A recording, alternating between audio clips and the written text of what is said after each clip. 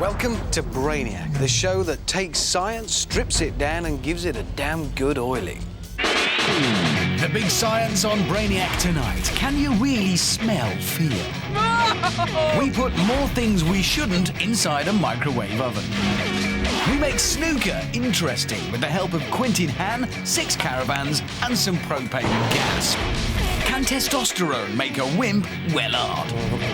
Brainiac rookie Charlotte Hudson fires science at you from both barrels. And our Brainiac babes are back, offering you another chance to vote and win a starring role on the show. But first, some fun with electricity.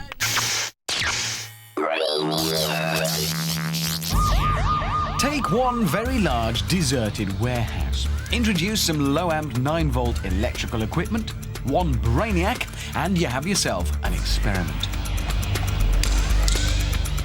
The current that these electrode pads will carry produce electrical impulses to stimulate specific muscle groups.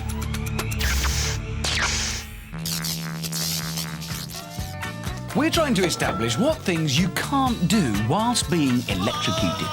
We've already worked out that you can't shave whilst a current is being passed through your arms.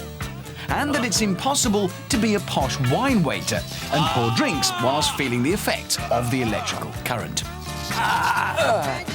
Sorry. This week we're experimenting to see if it's possible to drink a pint of beer out of a soft plastic cup whilst being electrocuted. And already it's looking doubtful. Our Brainiac is sick and tired of being used and abused, so he's having a quiet beer while searching the paper for another job. Because of his slimline physique, when the electrode pads pass electricity into his body, the current seems to reach all the way to his hand, causing it to close rather rapidly. Now the idea is to get the beer into his mouth, but due to the strength of the electrical impulses, into his face is about all he can manage. Electricity travels at around 186,000 miles per second, and our Brainiac thinks he can beat it. He can't. Drinking beer from a plastic cup, one more thing you can't do whilst being electrocuted.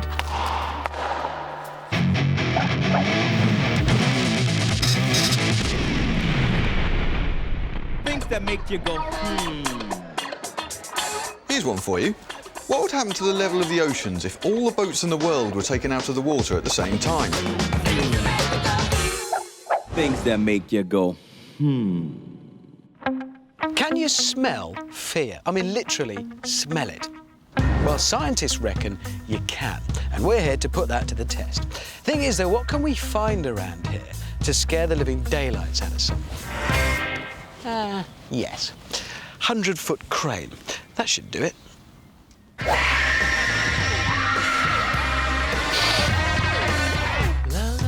Now, I'm blindfolding this Brainiac because she's going to be doing the smelling for us. She's going to have 3 bodies put in front of her. These 3. But before we do that, this Brainiac is going to have a nice, relaxing time because he's going to sit in this deck chair for half an hour. Well, go on then, sit.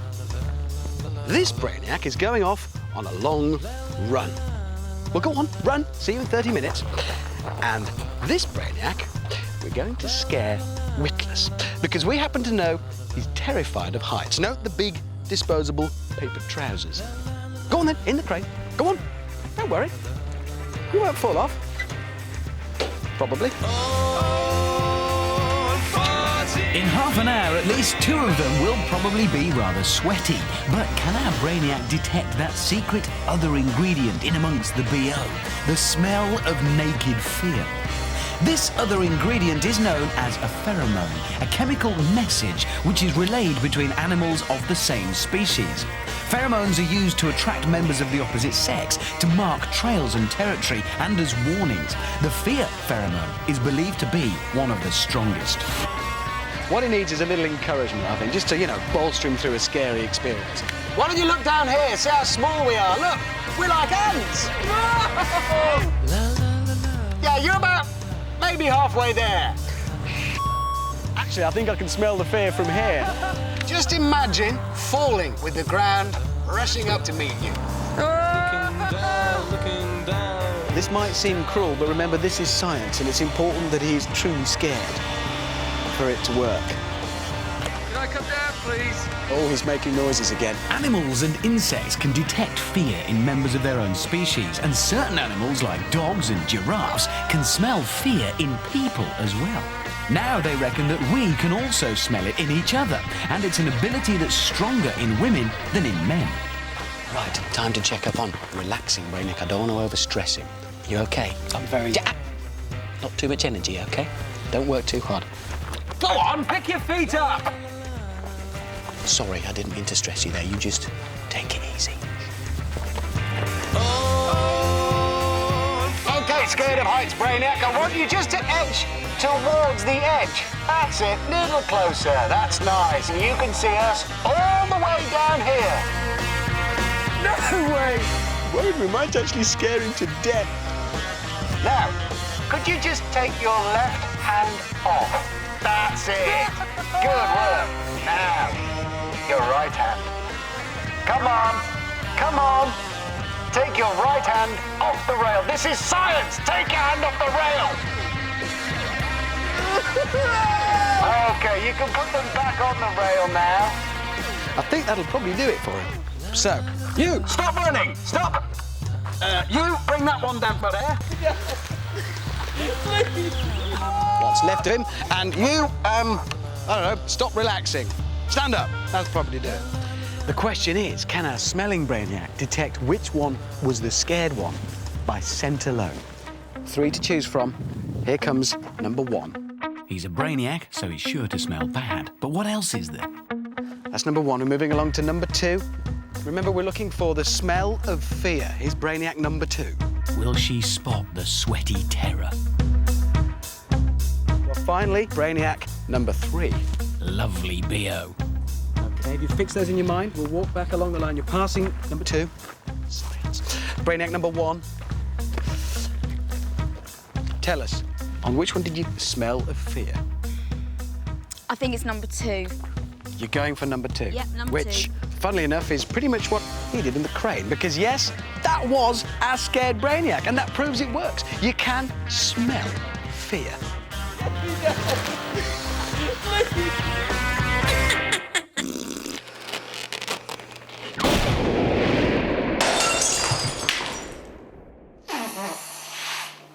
Hi, I'm Frank Rittore, and you're watching Brainiac. On the last series of Brainiac, using science, we set about the task of turning caravans into an endangered species. This 1970s monstrosity was doused in petrol and the fumes ignited by static electricity created from some nasty dance moves by a cagoule-wearing Brainiac. This vile beast fell victim to Dr. Bunhead and his homemade, highly flammable and extremely volatile liquid oxygen. It's the stuff they use for launching rockets into space. But the best way to destroy a caravan using science? Fill it with some flammable gas, add a splash of oxygen and stand well back. We here at Brainiac thought it would be a good idea to see what kind of damage other gases could do to the lowly caravan. So we decided to combine our love of blowing them up with our love of sport. Snooker, a game played by 2 people in serene and gentlemanly surroundings. Unless your name is Quentin Han and you're playing snooker against a Brainiac. Welcome to the conclusion of this special Brainiac match, where we're heading for an explosive finish as Quentin Han closes in on a 147 maximum. Our Brainiac is very frustrated. He hasn't had a chance to play a shot in this deciding frame. Of Of course, as with all Brainiac snooker matches, there's the science to contend with as well. All 6 pockets are wired to a fuse, 1 pocket per caravan. Each caravan is filled with a different type of gas or explosive. Quintin's now on the yellow. If he pots it, we'll see a propane explosion, or C3H8 as the scientific community like to call it. There, he's potted it nicely and lit the fuse. 122. Our Brainiac finally gets a chance to get out of his seat, but not to come back to the table. The yellow went in the top left pocket, so keep your eye on the top left caravan. Only a matter of seconds now before the explosion. There it is. As we look at the super slow-mo replay, you can see a nice rich flame blowing out the side of the caravan. The propane flame is often described as luminous. It's also provided a smoke ring from the air vent on the roof. Propane is obviously flammable, but it's also colourless and can be easily liquefied, which makes it an ideal fuel for portable stoves. These replays are from a high-speed camera that can shoot at 1,000 frames per second. To give you an idea of how fast that is, normal television pictures are only shot at 25 frames per second. The high-speed shots give us the ability to see exactly what happens to our caravans and savour every moment of their destruction. So join us next time for more Brainiac snooker. Quintin Hann has 5 balls, 5 caravans and 5 explosions standing in the way of his 147. Harry Smedley, bouncer, all-round hard man. Sometimes he punches people just for the fun of it. Simon Twigg, weed, never had a girlfriend, probably never will. So can we turn this man into this one in just 2 hours using testosterone? You know, testosterone, the juice that makes a man a man. Roll up your sleeves, please. Before we start, a blood test reveals our weedy man has a testosterone level of 198. Okay, if you just put your finger on there for me, thank you. While our bruiser comes in with a good, strong 964. Much. Just feel a little prick. So, can we turn the tables with a few hours of intensive Brainiac therapy? Head off that way. This half of the lab is now officially the man booster side. First, we give our weed some new clothes, leathers and studs. He's bound to feel a bit harder once he's got this lot on.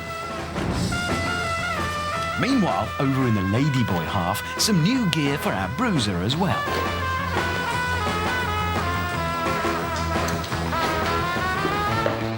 And a spot of preschool telly to start him off. Watch that. We reckon his testosterone levels sapping away already. A rather more enjoyable striptease performance will be our weedy man's first medicine. All men have testosterone, but some more than others. It's the hormone you need to make muscle, sperm, and bits of you grow. We reckon that's already happening to our weedy man. Merely thinking about sex is thought to up the levels of testosterone in the body, and he's certainly thinking hard about it right now. Scientists say that decreased levels of the hormone can lead to depression and irritability in a man. It's not been long, but already our bruiser man is certainly looking a little sadder. We'll leave them both to it and join them later in the show to see how they shape up.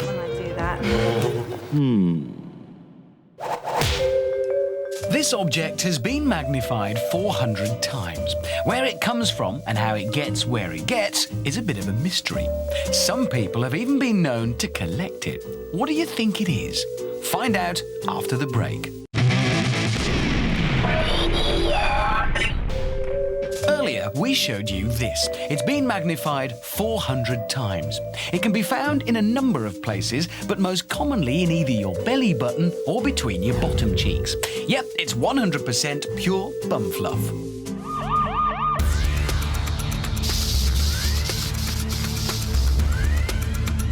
Stop! The following experiment is dangerous for your safety and the protection of those around you. Do not try this at home.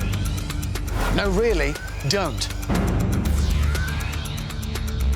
For something so small and simple, this toothpick can provide a spectacular light show.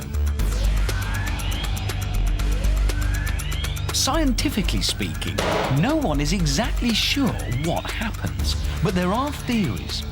The flame you see is thought to be plasma, the fourth state. When continuously heated, a solid turns to liquid, which then turns to a gas. And if you heat that gas, you get plasma, the fourth state of matter. As the toothpick burns down, the carbon vapor produced is excited by the microwaves and becomes ionized. The small balls of fire you see are thought to be very similar to the rare and little understood natural occurrence of ball lightning, or as it's sometimes called, St. Elmo's fire. We do these experiments so you don't have to. Do not try this at home.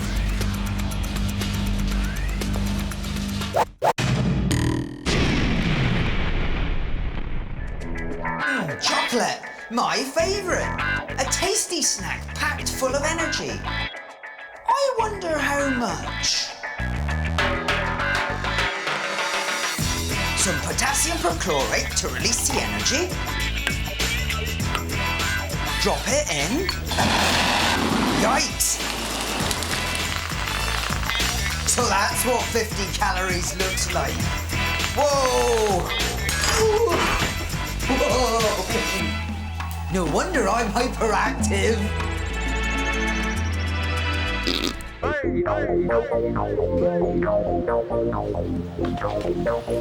Do you weigh a quarter of a pound more after eating a quarter pounder?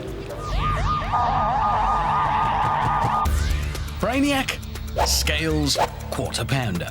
First, weigh the burger. It's called a quarter pounder because that's what it weighs before the meat is cooked. So first we need to get it back up to the full 4 ounces.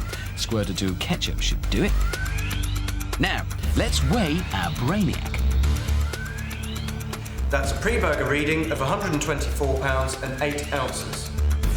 Time for her to put on a few ounces, 4 to be exact. Tasty early morning snack. Every little bit now. Now the second weigh-in. 1 Brainiac, 124 pounds, 8 ounces, plus 1 quarter pounder, 4 ounces, should equal 124 pounds, 12 ounces. So does it? The post-burger reading is 124 pounds, 11 ounces. No, it doesn't.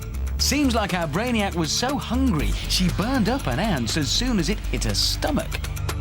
Answer, you don't weigh a quarter of a pound more after eating a quarter pounder. Bye-bye, Brainiac.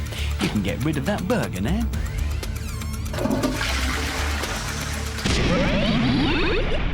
We've all heard the one about an opera singer shattering a wine glass with her singing voice. But is it a load of old rubbish, or can it really be done? First, the exact note that the glass resonates at must be established. Our opera singer is using a pitch pipe. G sharp. Now our singer must sing the very same note and sustain it if there's any chance of the glass breaking.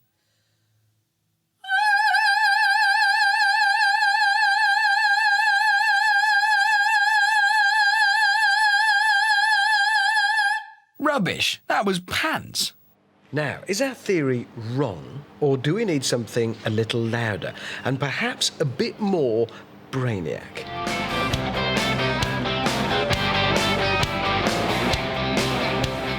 It only takes 1 note to shatter a glass, so Brainiac approached a band who've become rock gods using just 3.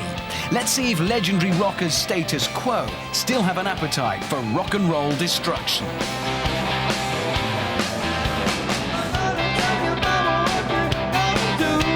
Over the last 4 decades, they burst the eardrums of band members and fans alike. Today, they're still loud enough to blow their amplifiers. But what about our wine glass?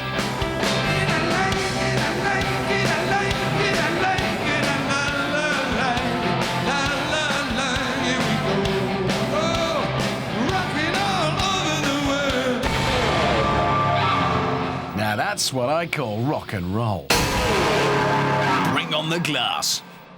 After a quick explanation of the scientific principles involved, the Quo use their classical training to find the correct frequency of our glass.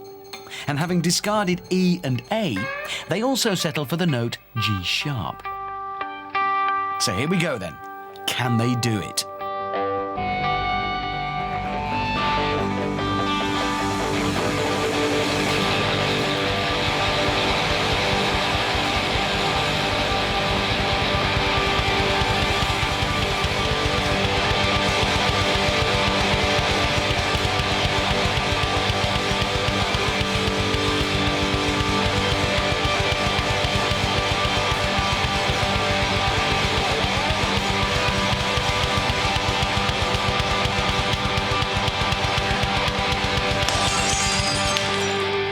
So there we have it. Proof beyond doubt that if it's loud enough, played at the right frequency and sustained for long enough, you can break a glass using music. Rock music, anyway.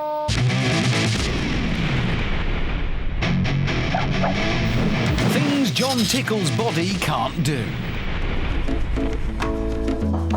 Come in. Hello, Mr. Tickle. Would you stand over there, please?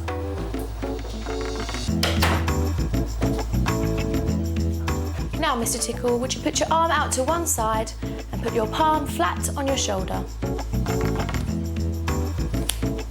Men generally can't do this as their muscle tension restricts the movement of their joints. However, women's joints are more flexible, so many women can actually do it. John Tickle, however, is no girly. I'm sorry, nurse. I can't do that. Thank you, Mr. Tickle. Goodbye. One more thing John Tickle's body can't do.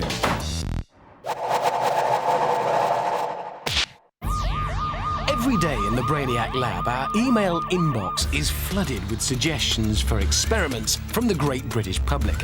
The mad, the bad, and the downright stupid. Our dedicated research team go through each and every one of these suggestions and thoroughly assess them for their scientific value. Just a very few ideas actually go forward for testing. And if your idea is picked, be sure the Brainiac team will track you down. I can do science, me. If you've written into Brainiac, we will find you. This week, we're in Rochester, grabbing Doncaster Rovers supporter Maria Gomez.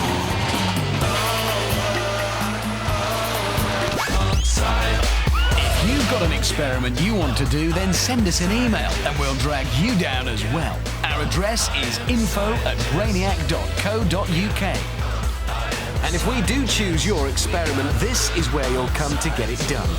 Under the enthusiastic eyes of Charlotte Hudson. Today it's Maria Gomez. Dear Brainiac, I want to know how many pieces of bubble gum you can get in your mouth and still be able to blow a bubble. The level of scientific endeavour of Brainiac viewers never ceases to amaze me. I always wanted to try this when I was a kid and was never allowed. Now I feel too stupid to do it as a grown-up. Will you do it for me? No, Maria, do it yourself. The adult human mouth has a surprisingly large capacity. Able to hold 125 millilitres of liquid or 100 grams of bubblegum, this experiment is less a question of volume and more one of her jaw's ability to masticate this gunk. So, how many pieces can she keep in her mouth and still blow bubbles? Hamsters tend to store food in their cheeks. Maybe it's the way forward for humans too. The largest bubble ever produced was almost 2 foot wide. There's little danger of Maria Gomez threatening that record. It's believed to be the first time this experiment has been done under laboratory conditions. Yet again, Brainiac is pushing forward the boundaries of scientific understanding. This is our legacy to world knowledge. So, 22 pieces of gum. It's getting tough. How much more can she take? More gum, please. For God's sake, do not do this at home. It's a surefire way to choke to death. Fortunately, we have a well-trained team who can step in at the very hint of danger. Everything aches now. Her tongue has never seen such concentrated action. Her teeth work furiously. Her mandibles throb with the exertion. 31 pieces of gum, and she's still blowing. 32 is obviously a struggle.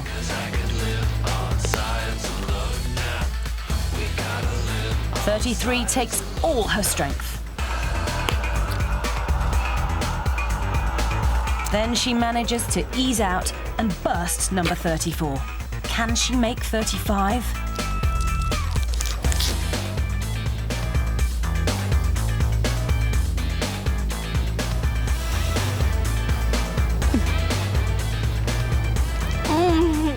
No, she can't. Her name is Maria Gomez. She wanted to know how many pieces of bubble gum you could get in your mouth while still being able to blow bubbles. The answer, 34. I can do science, me.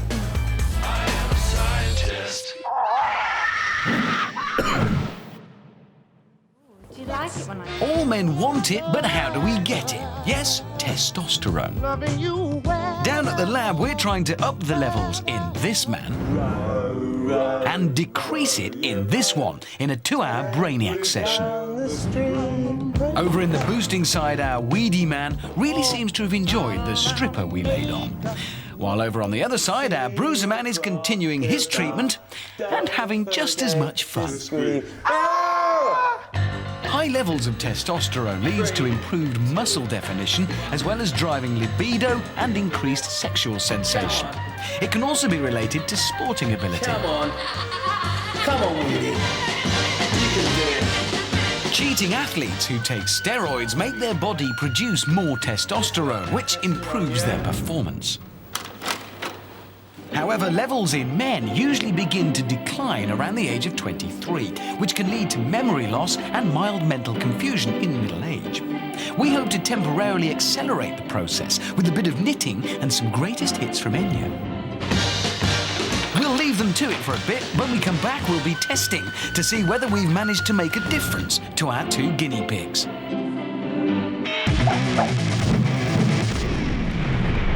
Dear John, I've seen adverts for stick-on patches that are supposed to increase your mobile phone signal. I'd like to know if they really work and if there's any other way that you can jack up the reception of your phone without spending a fortune on newfangled technology. Love the show, keep up the good work. Craig from Sunderland. I like the way you're thinking, Craig. Bit of tin foil might be handy. There we go. Cake tin. We've also got some coat hangers here. They seem like a good idea. If you're really desperate, you can always use some of this. Some standard TV aerial. Now, first things first. If we're going to be mucking around with our mobile phone's aerial, we need to know what wavelength we're talking about. Luckily, we have a nice, easy scientific formula to use. Lambda, the wavelength of the signal, equals the speed of light divided by the frequency of the signal. Now, we know that the speed of light is always a constant. It's 300 million metres per second. Now, the frequency of your signal depends on the mobile phone network that you're talking about. We're going to use 1800 megahertz. And we come up with a wavelength of 0.167 metres, or 16.7 centimetres. Most mobile phone aerials are a quarter of the wavelength, so that gives us approximately 4.175 centimetres for the length of our additional aerial.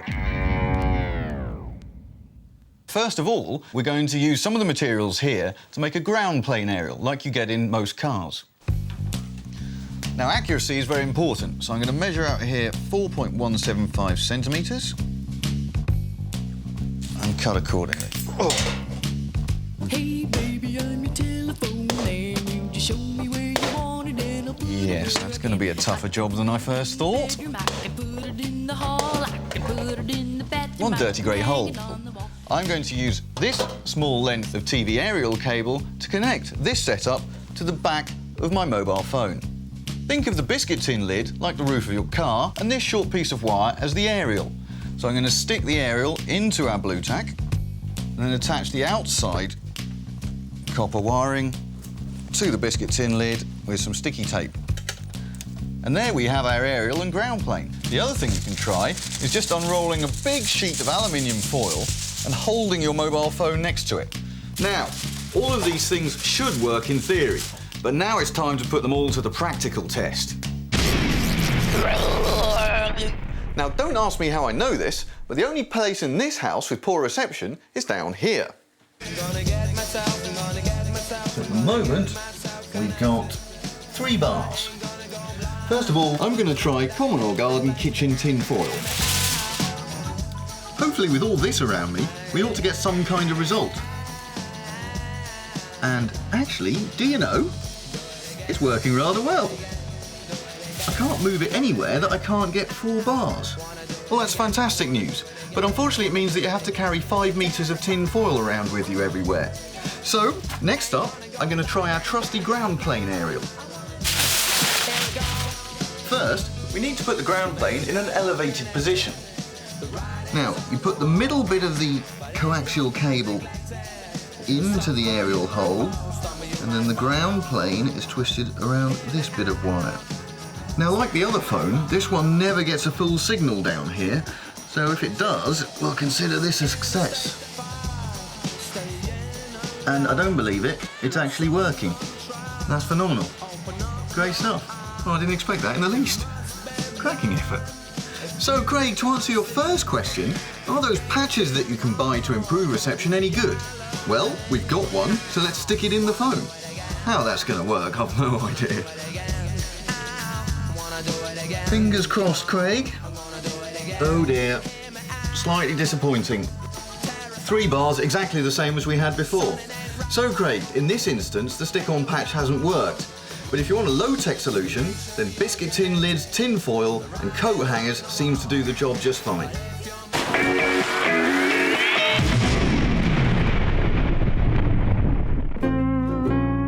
Which fruit floats? Featuring Professor Mayang Lee and her big basket of fruit. Today she's getting her nice ripe plums out. Will they sink or will they float? We'll give you a few minutes to argue about it and give you the answer after the break.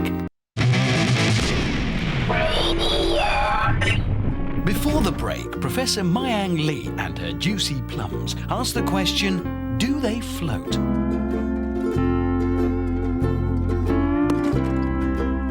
The answer, no. Her plums sink. Take my hand. I'll lead. Down at the lab, we've been running a very Brainiac experiment. Very light on your feet for a big man, aren't you? Now let's do some primal screaming. Scream! We've been trying to up the levels of testosterone in this man and drop it in this one, with just a few hours of intensive therapy. The experiment's nearly over, and we're finishing off our bruiser with a gentle bedtime story. And the frog's name was Ribbit. One day, he lost all of his family.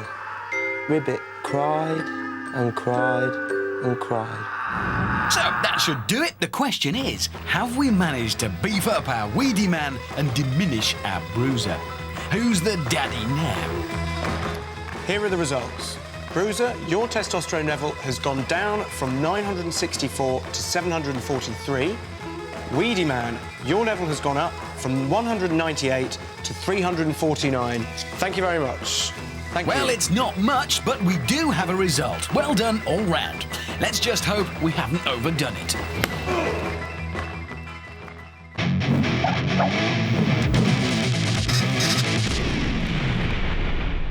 Things that make you go, Here's one for you. Why is lemon juice made with artificial flavourings and washing up liquid made with real lemons?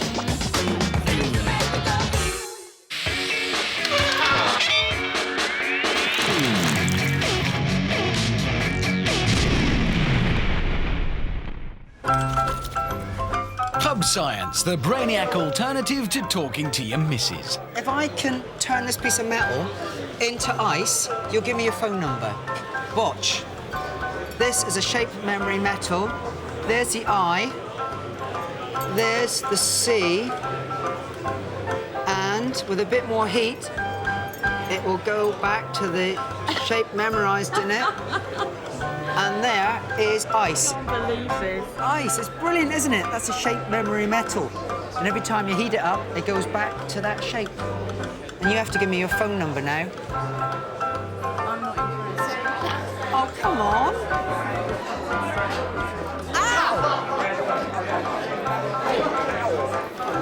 Ow! Push. Ow! What you want, scum? Practice your science on the monkeys, not my pub.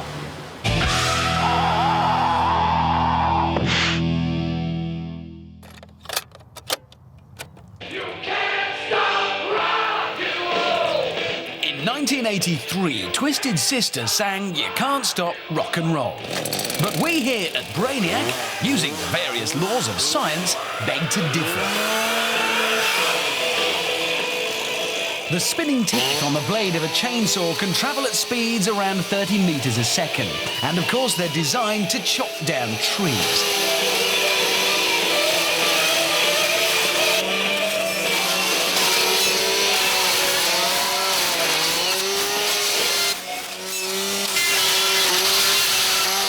Can't stop rock and roll?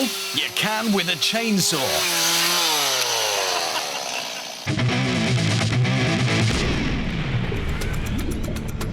We're a show that likes to help, and Brainiacs like this one will go to any length to provide a scientific answer to a specific problem. Like, what office product should you grab if, whilst working, you suddenly become surrounded by water due to a rapid rise in the oceans brought on by global warming? We've already established that a PC monitor, even though it floats, doesn't have enough buoyancy to support a Brainiac. However, a waste paper basket is far from rubbish when used creatively. Turning it upside down traps the air inside, and it floats superbly. The question is, when the alarm sounds, which product will he go for this time? Well, he's gone top shelf. That's an ambitious call, and I don't think we can hold out much hope for this. Although made from trees, it has none of the flotation properties of wood. The cardboard, in fact, is practically dissolving in the water, offering him no buoyancy at all. So there you have it. One office product you should steer well clear of if you find yourself in this situation. We did say we like to help. In this age of rapid scientific discovery, many questions are being asked as to just how far science should go. Should we allow practices like human cloning and stem cell cultivation to be a normal part of our society? Well, here on Brainiac, we're never ones to shy away from such issues. And today, we're carrying out the ultimate in testing: genetic testing. Yes, we shall be pitting a £4 pair of jeans up against a £150 pair of designer jeans. Each pair shall be rigorously tested, and at the end we'll see if anyone knows the difference. First, we'll test the strength of each pair of jeans by simulating the no-holds-barred shopping techniques of the January sales. Take 2 highly charged, no-nonsense Brainiac shoppers and 1 pair of jeans. What you want? What do you think you're doing? Taking them home. Yeah, I saw them first. You're having a laugh, mate. The plan is to put both our brand new denims through 2 years' worth of wear in just 20 minutes. Let them go! This process is designed to stress the stitching and the fabric. It will also stress the working relationship of these two Brainiacs after insults like this. Don't look very needy to do in here. They won't fit your fat, you silly. The treatment was carried out on both pairs of jeans. That's phase 1 out of the way. For phase 2, we step it up a gear. Stonewash was a big look in the 80s, and so, using our van and these stones, we're going to recreate the fashion, Brainiac style. Each pair of jeans has been filled with stones and rocks so we can give them a thorough working out. So far, the £4 pair seems to be handling our treatment just as well as the £150 designer pair. But will our punters be able to tell the difference at the end of testing? For the final stonewash touch, we get the van to tread all over them.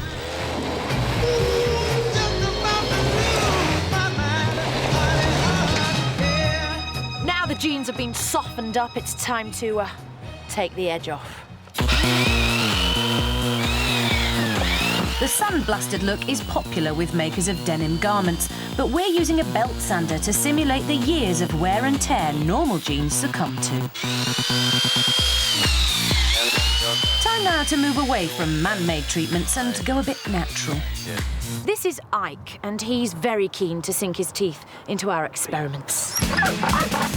Ike is trained to bite. It's his job, and he loves it. Being a professional, he shows no bias towards either pair of jeans. And still, the £4 pair are handling the test as well as the designer pair. Last but not least in our series of tests, the shotgun. No explanation needed.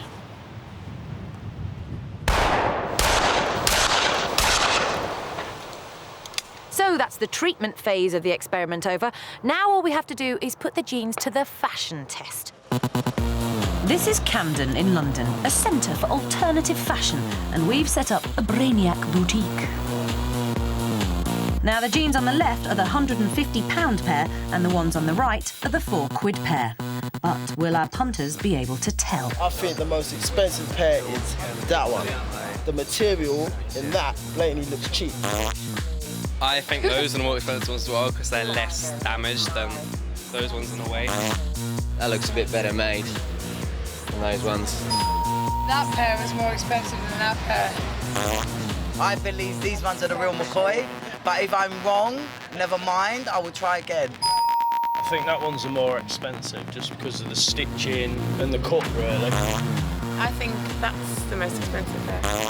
So there we have it, conclusive results from our genetic testing. Most people thought the cheap pair were the designer pair, and the difference in wear and tear is not proportional to the difference in the price you pay. So, next time you're out shopping for jeans, you might want to consider this. £150 minus £4 is £146. Now that's a lot of cans of beer. We're down at the Big Bang Farm. Our Brainiac babes are at play. They're going to pick an explosive, blow something to smithereens, and then give it marks out of 10. But here's the best bit. You too can rate the explosion and win the chance to join the girls blowing stuff up on the final show of this series. But what explosive will the girls choose this week? The girls have gone for linear cutting charge, a tube of high-powered explosive designed to blow holes in metal, such as stubborn safes and battleships. 3 of their friends will judge the explosion, giving it marks out of 10.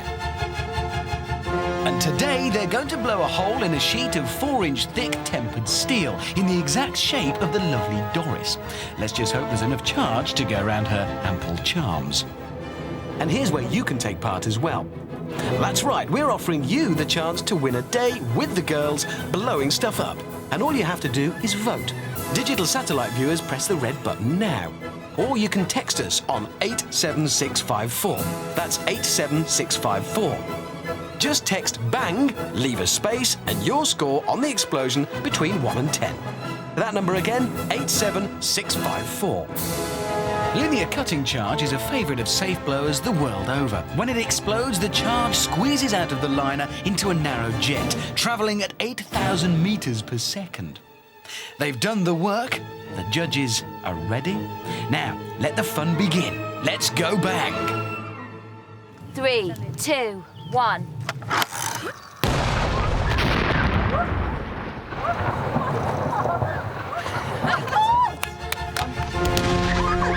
The girls seem pleased, but what's the official verdict? A short consultation, and they're ready. And look! A massive 11 out of 10 from Beryl.